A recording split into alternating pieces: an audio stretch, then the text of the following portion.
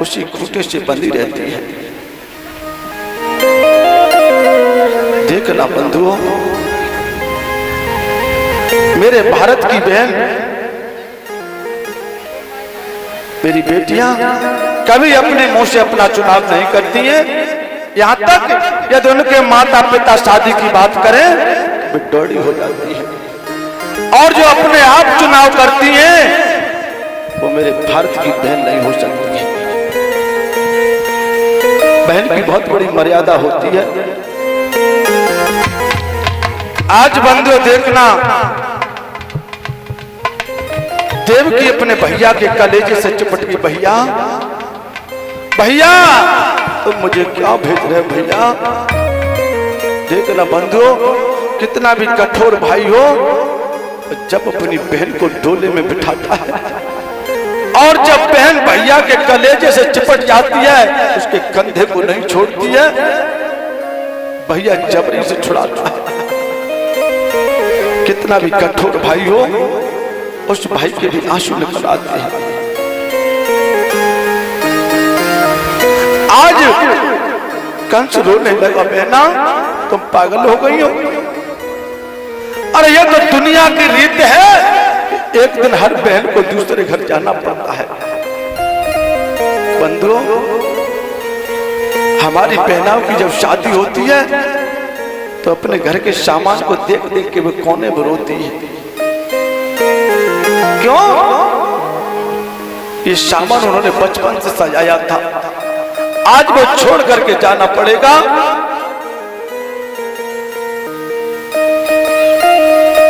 जिस परिवार में बेटी बचपन से और बड़ी होती है, उस परिवार को छोड़ करके दूसरे परिवार में अपना नेह लगाती है।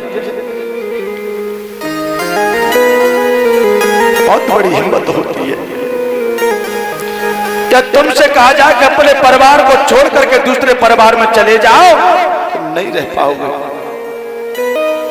लेकिन मेरे देश की बेटी अपने परिवार को छोड़ करके दूसरे परिवार में जाती है और उसको वो अपना मान लेती है, और जो अपना होता है, जहां पैदा होती है, वो छूट जाता धीरे धीरे।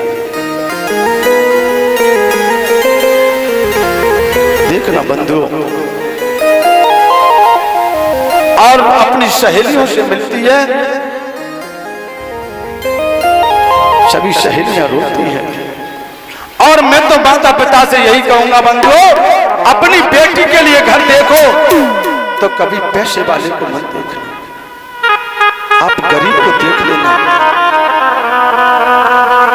बढ़िया लड़का होना चाहिए, लड़की का मेल होना चाहिए। दौलत देख करके और उल्टे सीधे परिवार में शादी मत कर बैठना।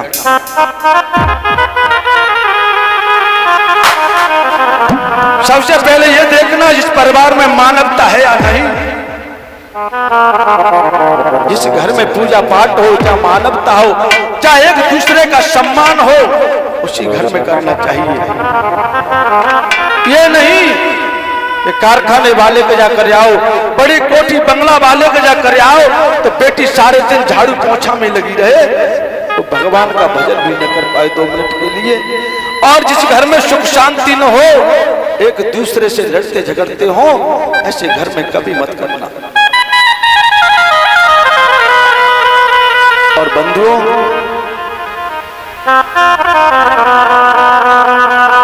जो माताएं अपनी बहू पर अत्याचार करती हैं, वो ये नहीं समझती है कि मेरी बेटी भी किसी की बहू बन के गई है। मेरी बेटी के साथ में ऐसा अन्याय होगा तो मुझे कैसा लगेगा। यदि ये बात सोच ले तो अपनी बहू पर कोई माता अन्याय नहीं करेगी। बंधुओं, अपनी बहू को बेटी के समान समझना चाहिए। और एक बात बताएं, हमने देखा है यज्ञपति महाराज पहुंचे तो लड़का और लड़का की मां मिलकर के बहू पर अत्याचार करते हैं। हाँ, मार तक देते हैं, गिरगंती के। लेकिन मैं उन भाइयों से, उन नौजवानों से यह पूछना चाहता हूं कि कि वो लड़की तुम्हारे यहाँ उस लड़की की क्या है मालूम है? क्या है?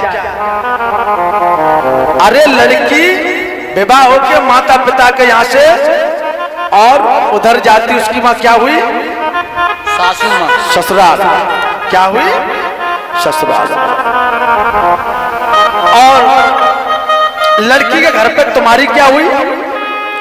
ससुराल।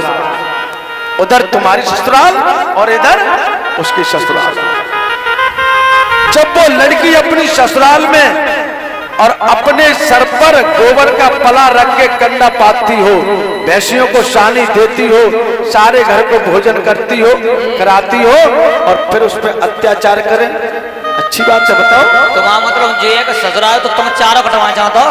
अरे जब तुम इतनी, अरे जब तुम्हारी ससुराल, जब वो अपनी ससुराल में कर सकती है तो तुम भी जाकर के देखो। सवेरे जो मैं दाना बढ़वा के आई हो, या दम है तो जाओ जो मदरपुरा जाओ। तुम तो ससुराल में चारपाई से नीचे पैर नहीं रखते, तो इसकी ससुराल नहीं है। जब तुमको शर्म लगती है और ये उसको भी शर्म लगने लगे तो घर का काम कौन करेगा? अरे ससुराल तो ससुराल। तो जो अत्याचार करते हैं अपनी पत्नियों पर, जो माता अपनी बहुओं पर अत्याचार करती है, उनके लिए कह रहा हूं। इसलिए बंधुओं, बहू को कभी बहू मन समझना और बेटी समझ कर रखना। और जो माताएं बेटी समझ कर रखेंगी, मैं दावे से कहता हूं उनके घर में कलेश नहीं होगा, बिल्कुल लड़ाई नहीं होगी। बहुएं तो ऐसे समझना चाहिए जैसे तुलसी का पौधा है। तुलसी के पौधे में जो पानी लगाता है, जो उसको सींचता है, उसी का अधिकार होता है पत्ते तोड़ने का। और वो भी कब? जब तुलसी बड़ी हो जाए। और तुम पानी डाले न चाहो, कान खींचते रहोगे तो सूख नहीं जाएगी। ईमान दे बताइए, तुमने कहना डालो तुलसी में पानी बताओ। तो कहने का तात्पर्य है कि बहुओं को डांट भी लगाओ, समझाओ, लेकिन उनको पहले प्यार दे करके, ये नहीं हाँ कि डायरेक्ट करे हम सासू हैं। ये सासपन से ही तो काम बिगड़ता है। परिचित महाराज, तुमने कुत्तनी की लड़ाई देखी है? कुत्तनी की लड़ाई देखी कौन ने? हमने देखी है, पूछो हम बताएंगे। देखो तो गद्दे उड़े ऊपर आ रहा हो, इतनी ठंडा लग रही है। ऐसा हुआ था कि यदि तुमने देखा होगा कोई दूसरे मोहल्ला का कुत्ता और दूसरे मोहल्ला में पहुंच जाए दरोगा जी, तो दूसरे मोहल्ला वाले कुत्ता और वहां पे 5-7 टूट के पड़ेंगे। हाँ, अब वो भागेगा, बड़ी जोरों को भागेगा। और जब भागता जाएगा, जब वहां देखी कि अब जो वो दवाएं ले रहे हैं, तो वो क्या करते मालूम है? मान पूछ नीचे को करी और बट लेटे को। झूठ कह रहे हो तुम।